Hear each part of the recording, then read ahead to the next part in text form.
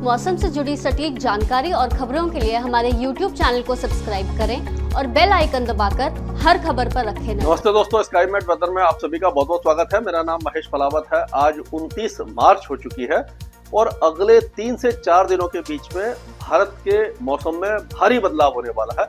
उसके बारे में इस वीडियो में हम चर्चा करेंगे। तो अभी आपने देखा होगा कि पिछले 2 दिनों से जो हवाएं हैं काफी तेज चल रही हैं, ठंडी हवाएं हैं।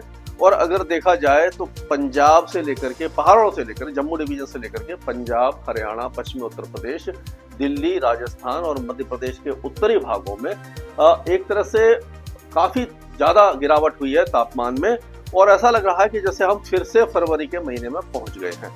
और शाम के समय ठंडी हवा चल रही है, सुबह के समय भी ठंडी हवा है और सर्दी का यानी हल्की सर्दी का भी एहसास होने लगा है। जो तापमान एकदम बढ़ गए थे उसमें अचानक से गिरावट हुई है। और ये जैसे मैंने आपको पहले भी बताया था कि केवल हवाओं का खेल होता है। पूरा जो वेदर है, पूरे विश्व का जो मौसम है, केवल हवाओं की डायरेक्शन से के ऊपर डिपेंड करता है। हवाओं का डायरेक्शन ही ये निर्धारित करता है कि कहाँ पर निम्न दबाव है, कहाँ पर उच्च दबाव है। जो वेस्टर्न डिस्टर्बेंस है वो अभी भी पहाड़ों पर बना हुआ है।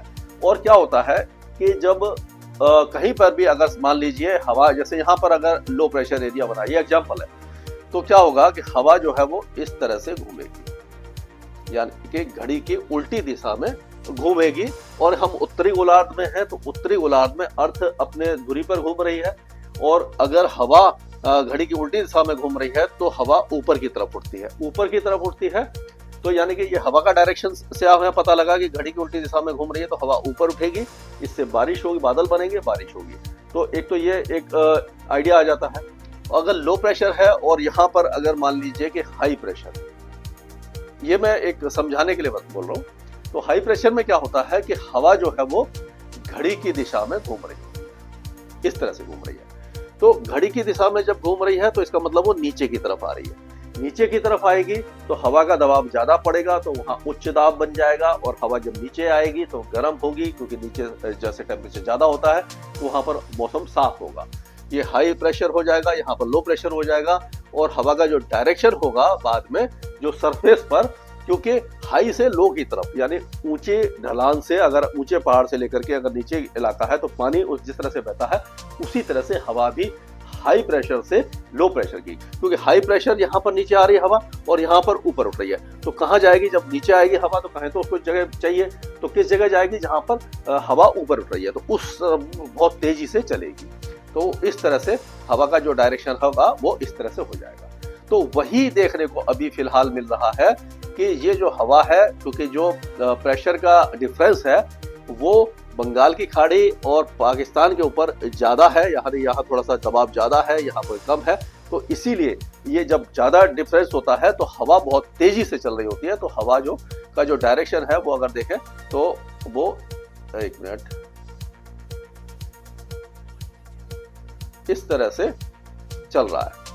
और हवा ये बहुत तेज चल रही है इस पूरे इलाके में, इसीलिए। और यहाँ पर क्योंकि पहाड़ों पर अफगानिस्तान, उत्तरी पाकिस्तान, जम्मू कश्मीर, हिमाचल पर, ये सारे इलाकों में बर्फबारी हुई है और पहाड़ों पर बर्फ जमी हुई है, बारिश हुई है। तो वहाँ का जो ठंडा तापमान है वो ये हवा लेकर के यहाँ पर आ रही है, जिसके कारण टेम्परेचर गिरे। लेकिन पूर्वी भारत में अभी ये इसका असर नहीं पहुंचा है। अगले 24 घंटों पहुंचेगा, थोड़ी बहुत गिरावट होगी, लेकिन वहां पर अभी भी हीट वेव चल रही है। अगर हम देखें तो ये देखिए गिरावट कहाँ हुई है, यहाँ से जम्मू डिवीजन लेकर के ये पूरा पंजाब, हरियाणा, दिल्ली, उत्तर प्रदेश के कई इलाकों में 6 से 7, 8 डिग्री तक तापमान गिर गए हैं। मध्य प्रदेश में भी आप देख सकते हैं, और राजस्थान के कई जिलों में, उत्तरी महाराष्ट्र वगैरह में यहाँ पर तापमान बहुत तेजी से गिरे हैं।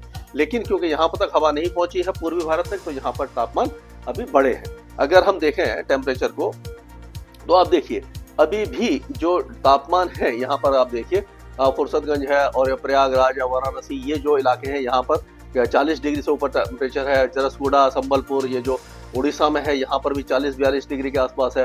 और ये जो अकोला है, अमरावती, ये जो इलाके हैं जो विदर्भ के, ये पूरे इलाकों में, और कुरनूल वगैरह यहाँ पर है, ये सब जगह पे 40, 42, 43 डिग्री के आसपास तापमान बने हुए हैं। यानी गर्मी यहाँ पर ज्यादा है।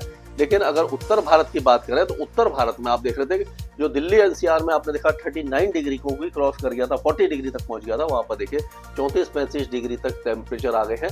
और ये राजस्थान के उत्तरी जिलों में 30 से लेकर के 31 डिग्री तक इस तरह से यानी इतना कम टेम्परेचर आ गया है, हवाओं का असर इतना ज्यादा पड़ा है।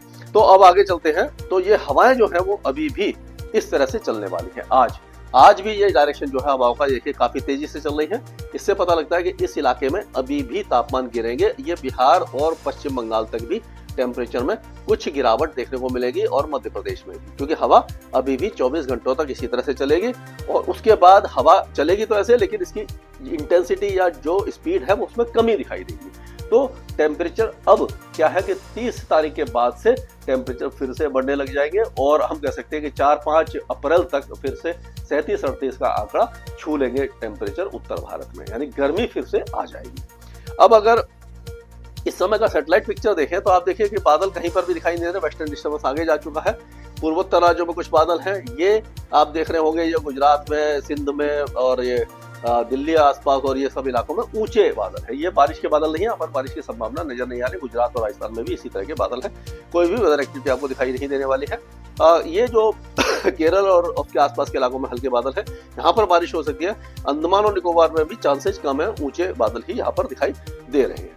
अब अगर हम बारिश की बात करें तो अगले 24 घंटों में पहाड़ों के ऊंचे पहाड़ों पर बहुत हल्की बारिश की संभावना है, जो ना के बराबर होगी, बादल भी छा सकते हैं और बूंदाबांदी हो सकती है। पूर्वोत्तर राज्यों में, अरुणाचल प्रदेश में बारिश और बर्फबारी होगी, बाकी इलाकों में हल्की बारिश होगी। और अब आप देख रहे होंगे एक ट्रफ बन रही है। ट्रफ कैसे बनती है? ये भी हवा जो है ये घड़ी की उल्टी दिशा में घूम रही है यहाँ पर हवा। तो ये जो ट्रफ बन रही है, इसके प्रभाव से ये बारिश की गतिविधियां कर्नाटक के साथ साथ धीरे धीरे गुजरात और महाराष्ट्र तक पहुंचने वाली है। वो इस तरह से ये अगर देखें तो ये 31 तारीख की अगर हम बात करें तो 31 तारीख को आप देखेंगे कि गुजरात के कुछ इलाकों में ये सर्कुलेशन बन रहा है, ये ट्रफ आ रही है। ये आप देखिए हवाएं जो है वो ये इस तरह से घूम रही है। तो ये जो ट्रफ बन गई, इसके कारण क्या होगा कि ये महाराष्ट्र के कुछ इलाके, हो सकता है कि पुणे और ये नासिक, मालेगांव, जलगांव, यहाँ पर कुछ मौसमी गतिविधि बूंदाबांदी हो सकती है। मुंबई और उसके आसपास के इलाकों में भी हल्की बूंदाबांदी की संभावना दिखाई दे रही है। गुजरात के कुछ इलाकों में 31 तारीख को मौसम बदलने वाला है। अब 1 तारीख की बात करें तो महाराष्ट्र के कई भागों में, खास करके मध्य महाराष्ट्र में, कोंकण एंड गोवा में और केरल, ये सारे इलाकों में बारिश होगी। और हो सकता है कि जो मध्य प्रदेश के जो दक्षिण पश्चिमी जिले हैं, यहाँ पर भी कुछ वेदर एक्टिविटी आपको दिखाई दे जाए। और अगर 2 तारीख की बात करते हैं, 2 अप्रैल की, तो आप देखिए गुजरात के कई इलाकों में, सूरत, वलसाड़, भावनगर, बड़ौदा, अहमदाबाद, यहाँ से लेकर के बारिश की गतिविधियां दिखाई दे रही हैं। इधर उदयपुर, चित्तौड़गढ़ और डूंगरपुर, बांसवाड़ा, ये सारे इलाकों में बारिश है। नीमच, रतलाम, ये जो इलाके हैं, और ये जो दक्षिणी मध्य प्रदेश है, यहाँ पर कुछ वेदर एक्टिविटी है। ये और ये रत्नागिरी, सिंधुदुर्ग, सांगली, सतारा, कोल्हापुर से लेकर के पूरे कर्नाटक, केरल और बेंगलुरु वगैरह से लेकर के आपका पूरा जो चेन्नई और पुडुचेरी, कराईकल, नागापट्टनम, नीलगिरी हिल्स, केरल, ये सारे इलाकों में बारिश दिखाई दे रही है। तो इस तरह से हवाएं आ रही है, ट्रफ बन रही है। तो मौसम बदलने वाला है कई इलाकों का। और उसके बाद 3 तारीख से एक नया, 3 या 4 तारीख से नया पश्चिमी विक्षोभ आएगा, तो पहाड़ों पर और उत्तर भारत में भी बारिश की संभावना बन रही है। तो कुल मिलाकर के ये कहा जा सकता है कि अप्रैल की शुरुआत मौसम में भारी बदलाव के साथ होगी और जो हीट वेव है वो थोड़ी देर के लिए रुक जाएगी। और ऐसा लग रहा है कि जो तापमान है, जो गिर रहे हैं, अगले 24 घंटों तक गिरेंगे। उसके बाद उत्तर भारत में फिर से टेम्परेचर बढ़ने लग जाएंगे। और जो मानसून का फोरकास्ट है, हम वो 10 अप्रैल तक स्काईमेट कर देगा, तो उस पर आप नजर बनाए रखिए और हम आपको डिटेल फोरकास्ट बताएंगे पूरे मानसून का स्काईमेट वेदर में। अभी के लिए आज ही डाउनलोड करें स्काईमेट मोबाइल ऐप, पूछे मौसम का हाल अपनी पसंदीदा भाषा में और रहे बाकियों से एक कदम आगे।